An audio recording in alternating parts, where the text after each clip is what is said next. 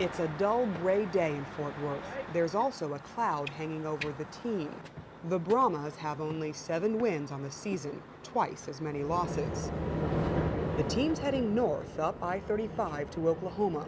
They'll play the Tulsa Oilers tomorrow night, then drive on to Oklahoma City to take on the Blazers. Both teams are well ahead of the Brahmas in the standings. It's too early to say the sun is setting on the Brahmas season, but if they lose these next 2 games, it just might be. Gear stored, the team spends a quiet night in their hotel. In the morning, it's a quick breakfast and on to the arena in downtown Tulsa.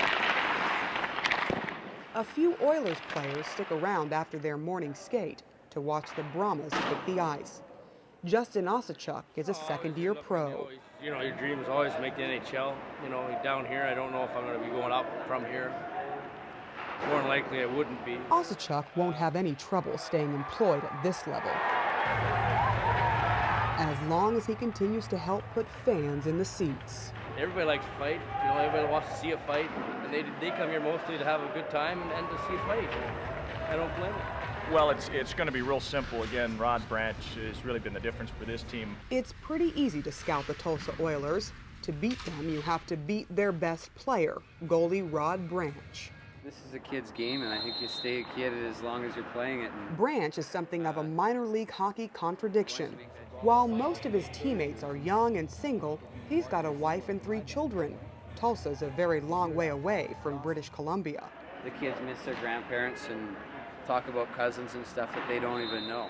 Sets up shop behind Branch, near side, comes out of his own zone to Hallett. Brahmas PR man Jeff Bowerman calls the game for Fort Worth radio. Centers in front of 5-goal shot right on, is saved by Branch. Right from the first faceoff, Branch is on his game. Later in the second period, Brahma Mike McKinnon gets hit into the end boards. You could hear the hit all the way up in the nosebleed seats.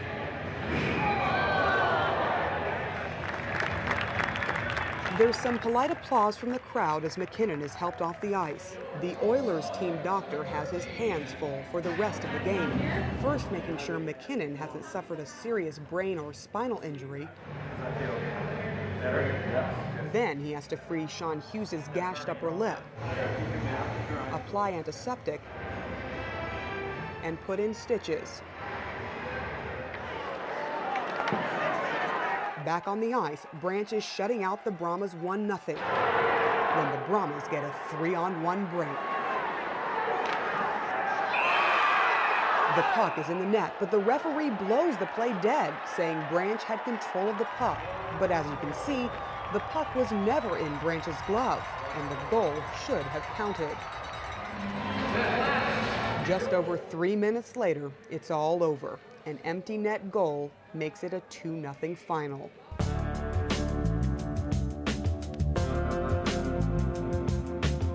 After the game, it's straight on to Oklahoma City. It's 1 in the morning now. The players are in their hotel trying to get some sleep. After having called the game 3 hours earlier, PR man Bowerman helps unload the team's equipment. It will be almost 2:30 before his day is finally over.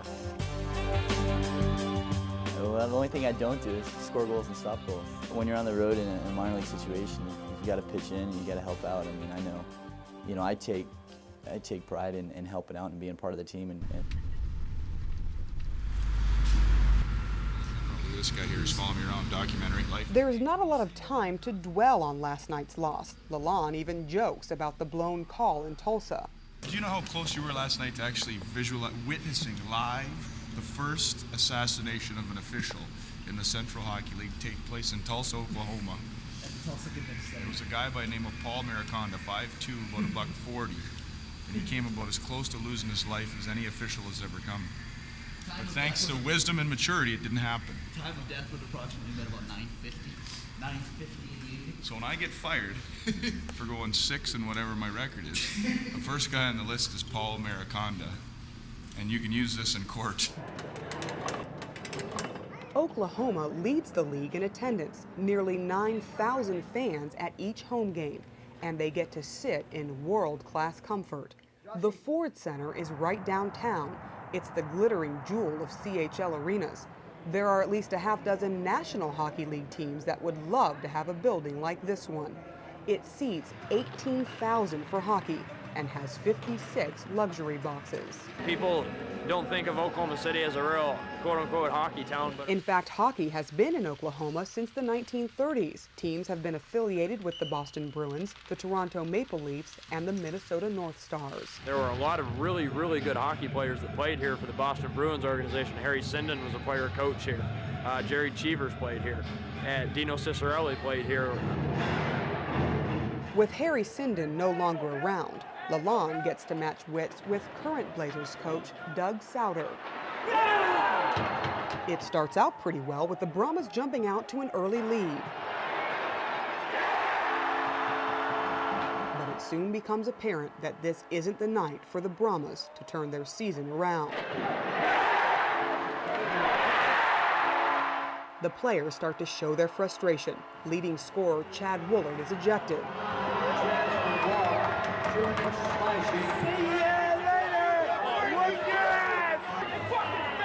Then rookie Ryan Rivard loses it behind the Brahmas bench.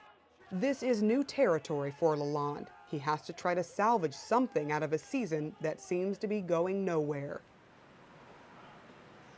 Again, I'm lost. This doesn't normally happen. But I'm totally lost as to what to say. I see 11 in all alone on breakaways. I see guys fucking on a power play, empty nets. I mean, it just happens. I think it just happens. There's a note of weariness in LaLonde's voice now, a sense of defeat. You deserved better on the weekend, but you didn't get fuck all. It doesn't happen by accident. And there's some wonderful bright things, and there's some fucking dismal things. The bottom line is you can't accept it, but you have to work to fucking get through it. I'm telling you. The players will have to get through the season without LaLonde. He will be fired after the team gets back to Fort Worth. Todd had one of the winningest records in the history of the Central Hockey League, and at the same time is very glib, he's outgoing, he's very personable, and all those were positives that going into his favor. But the bottom line from the ownership is win hockey games. You need to win. You know, and I think in a traditional hockey setup, you're probably not relieved of your duties at that point of the season with that record and all the other variables, but a lot of it comes back to me and not keeping a general manager that has no idea of the hockey industry informed, not sharing some of the trials and tribulations that go along with building a hockey team, and basically going with the philosophy is you're only as good as your record. This time here it bit me in the ass, and maybe I'll learn from that. I don't think he harbors any ill feelings, and we said the same thing. It's Todd, it's a win-loss scenario. Had the team been winning, you'd be here. The guy in the black warm-up jacket who looks like somebody's kind-hearted uncle is actually the new Brahmas coach. Bill Inglis has been a coach for a very long time. His first job was behind the bench of the Buffalo Sabres. After that season, he spent time in the American Hockey League and the International Hockey League. He coached in Kalamazoo for 17 years and tutored NHL players like Stars goalie Marty Turco. You know, my wife's originally from Fort Worth, so I told her she traveled around with me for 35 years, I'd bring her home. So that's why we ended up here in Fort Worth. Smiles have been rare around the rink the last few months. After letting Todd LaLonde go, the team struggled under Inglis with only one win in his first 22 games. Right after the road trip to Oklahoma, Mike Tilson was traded to Corpus Christi for 2 players. Yeah, it was a bit of a shock to get the phone call, and we came down that night and we played that night, so it was like a big panic, like, you know, packing up, moving, everything. So new players, a new system to learn, and a totally different style of coaching. You know, the players have to enjoy coming to work. We spend an awful lot of time with one another. I spend more time in that dressing room with the players than I do with my wife. And, you know, they are the same with me. And I think you have to have that being able to talk to one another, listening. Certainly the communication level has to be of the utmost importance. If they want to be just regular citizens, you know what?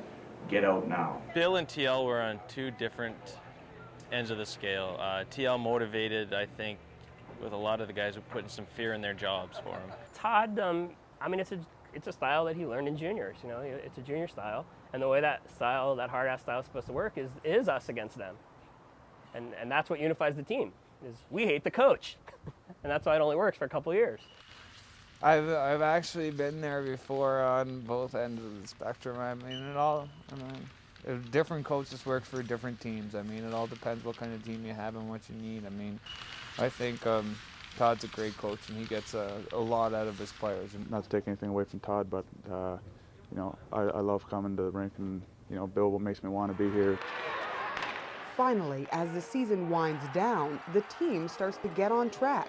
10-year veteran Craig Johnson is now standing behind the bench with Bill Inglis. He's the team's assistant coach. It's tough to turn a ship around when it's sinking. It's tough to get her back up to the sea level, but slowly but surely we did it. We gained confidence. The guys started gaining confidence, playing better, and now we're actually getting to the point where, you know, we go into games expecting to win, and that's something we haven't had all year. I'll tell you what, this is the first season in the 5 that I've covered this team that there's not been at least one incident of locker room strife. Rick Mock covers the Brahmas for the Fort Worth Star-Telegram. He says the main reason for the team's late surge is the players themselves. It's been a little rough, you know, coaches getting fired and all kinds of new players coming in, but hats off to these guys. I mean, we never stopped working, and a little too late, but we're starting to win some games now, beating some good teams, and I mean, it just feels good to start winning again. We're a family down there, you know, and we figured you're going to be here, we're going to live together, you know, for the next 6 months. Like, you got to make the best of it. There's no point in griping and arguing, and I think we came together and just said, hey, the season's over, like, we're not going to make the playoffs, but let's go ahead and win some games and not embarrass ourselves. I think it just shows, you know, the kind of pride people have, you know, wherever you're playing, whatever you're doing, you know, you got to show some character and pride, and I think this group has done that. 2-9. 0. It's the last game of the year, and the team puts on a meal for season ticket holders. You stuck with this hockey club through thick and thin. They want to thank the fans who, just like the players, stuck it out through a trying season. You can say what you like about fans who might not know the game very well, or who only come out if the Cowboy cheerleaders are on hand. But most just love the game. I was a big Cowboy fan, and 7 years ago, if you told me I was going to be a hockey fan, I'd have called you a liar, but today I live, eat, and breathe it. These fans could be angry with the team for having what turned out to be a pretty awful season, but they are already full of optimism for what next year will bring. I picture it, I don't know if you watch Playmakers at all. So in this town where sports talk radio won't give most hockey coverage the time of day, unless somebody went through the glass or just the craziest story you've ever heard, the Fort Worth Brahmas are not going to make our show. In this market where a Bill Parcells sideline expression might be front page news. Ratings are all about the Cowboys and the Cowboys and the Cowboys. The Brahmas somehow continue to thrive and build a following. Their average crowd is up, almost 400 people per game. To the fans and their renewals on season tickets and their optimism, you would have thought the Brahmas were one of the better teams in the Central Hockey League, even though the team's overall record was the worst in the CHL when it was all said and done. But the optimism level at the end was, we wished the puck would drop tomorrow.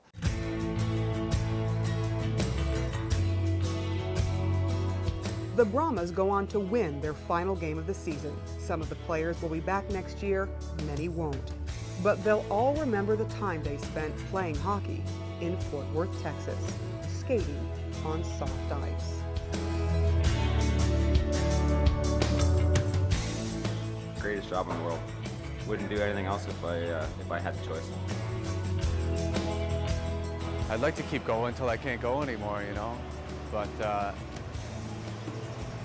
whatever the path is laid out in front of me, I got to take. I mean, if I can't do it no more, I'll get a job and join the real world. I just want to learn as much as I can and take it slowly and learn, and hopefully one day I'll have my own team to run.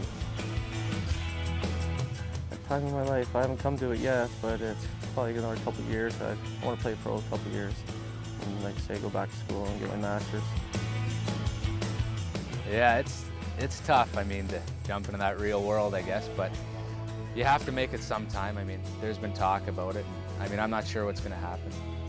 You know, I'd love to play as long as I can, but like you said, when you get other lives involved, you got to make the best decision. Well, I talk to guys that are retired, and they say that when it's time to retire, and I can't see myself ever retiring, but you got to quit sometimes. When the day comes when I don't want to go to the rink or I don't like it, then that's the time I'll hang them up. But until then, I'm going to keep going until someone tells me, listen, you're done, We chased a dream, whether it was a realistic dream or not. We chased something that we wanted to do as kids, and 25 years down the line, I think you can look back and smile because you've done something you really want to do in life, and hopefully you'll pursue that beyond hockey.